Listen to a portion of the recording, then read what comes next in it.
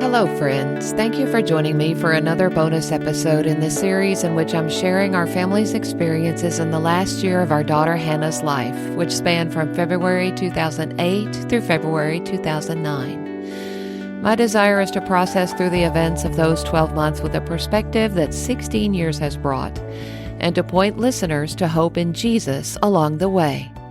I'm grateful you've joined me.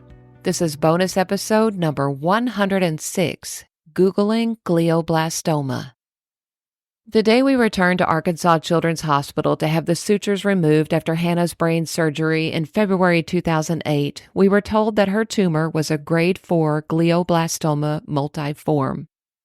My brain immediately started whirring, mentally spelling out this unfamiliar word, fully intending to Google it the second we got home. Then the doctor's voice brought me back to that little treatment room. He was saying, "Now, don't go home and Google glioblastoma. You won't like what you read about it, and besides, what you read won't apply to Hannah anyway. Most people who get glioblastoma tumors are older and the prognosis is not good. She's young and healthy, and with treatment, I think she's got a good chance of cure." Our family made several decisions that day, the biggest of which was that we were going to place Hannah in God's hands and fully trust Him in this situation. One small part of that larger commitment was to follow the doctor's advice and not Google glioblastoma. I studiously avoided any information about glioblastoma cancer. When Senator Ted Kennedy was diagnosed with glioblastoma about a month later, I put my fingers in my ears and sang loudly every time they talked about it on the news. I did actually listen close enough to know that he was on the exact same treatment protocol, surgery, radiation, and Temodar, as Hannah was. And I figured if that's what Ted Kennedy is getting, it must be the best treatment available. So I felt good about the treatment she was getting. Over time, it almost became a source of pride for me. I had so much faith that God had everything under control, I didn't need to know anything about glioblastoma. And things were going so well. Hannah had completed her radiation treatments. She'd had several clear MRIs. She was dealing well with the oral chemo drug. Actually, I was kind of afraid that if I did Google it, what I saw might shake my faith, so I resolutely continued my glioblastoma Google fast. Then, in September of 2008, 7 months after our first meeting with that doctor, we met with him again. This time, he gave us the news that Hannah's cancer had returned in the form of multiple tumors on her brainstem and spine. With tears in his eyes, he explained that Hannah had less than a 5% chance of survival with this recurrence. As we drove home from that appointment, I decided it was time to Google, and shortly after we arrived, I sat down at my computer. Here's what I read on Wikipedia. Glioblastoma multiforme, GBM, is the most common and most aggressive type of primary brain tumor in humans. Despite being the most prevalent form of primary brain tumor, GBMs occur in only 2 to 3 cases per 100,000 people in Europe and North America. Glioblastoma has a very poor prognosis, despite treatment consisting of craniotomy with surgical removal of as much tumor as possible, followed by concurrent or sequential chemotherapy, radiation therapy, and symptomatic care with corticosteroids. Other than the brainstem gliomas, it has the worst prognosis of any central nervous system malignancy. It is very difficult to treat glioblastoma due to several complicating factors. The tumor cells are very resistant to conventional therapies. The brain is susceptible to damage due to conventional therapy. Many drugs cannot cross the blood-brain barrier to act on the tumor. Common symptoms of the disease include seizures, nausea, headache. The single most prevalent symptom is progressive memory loss, personality changes, and neurological deficit. Symptomatic therapy.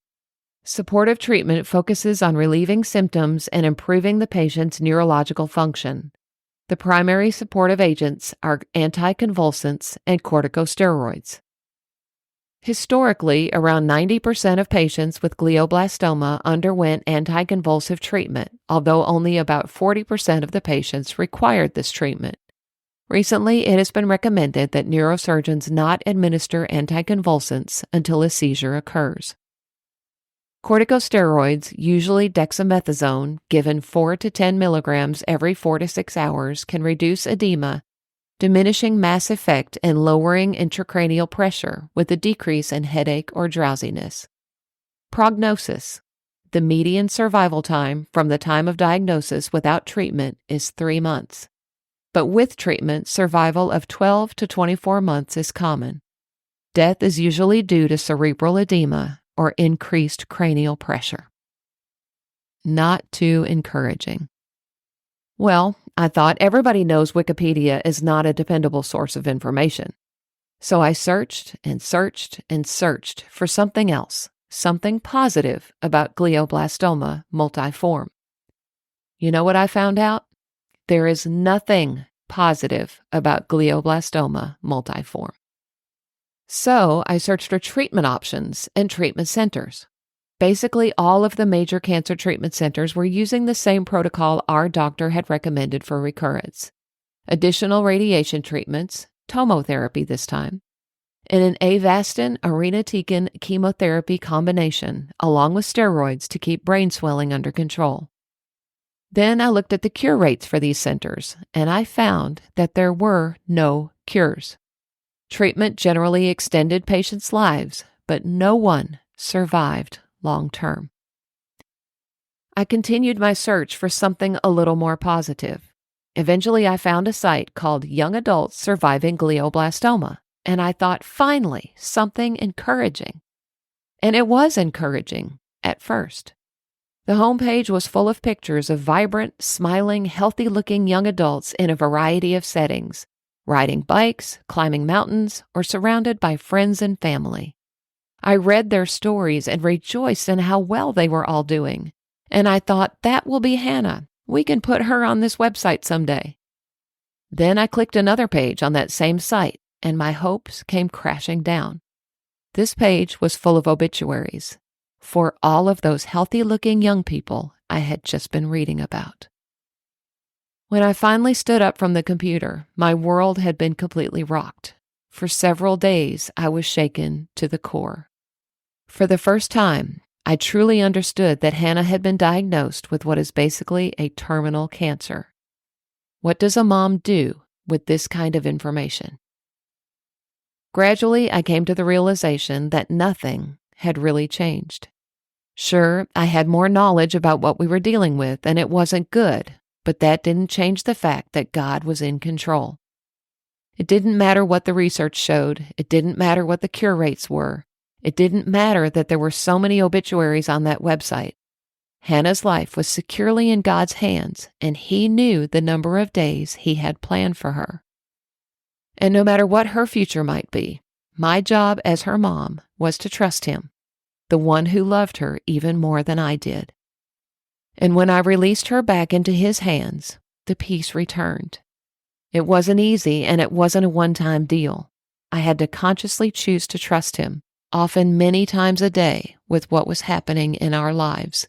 And He was faithful, giving a peace that passed all understanding, even in the midst of excruciatingly difficult circumstances. And for that, I will always be grateful.